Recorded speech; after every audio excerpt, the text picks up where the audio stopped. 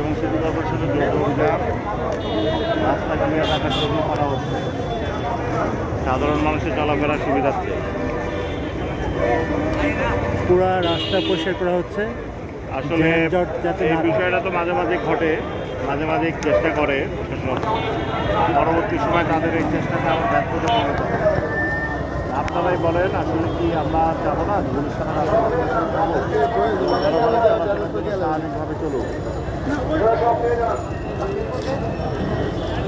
কিন্তু কী করবেন বলেন? এই রাস্তাঘাট এমনভাবে মানুষ দখল করে রাস্তার 50%-এর বেশি দখল হয়ে যায়, যখন গাড়ি ঘোড়া মানুষের হাঁটা চলাচল অনেক ঝামেলা তৈরি হয়।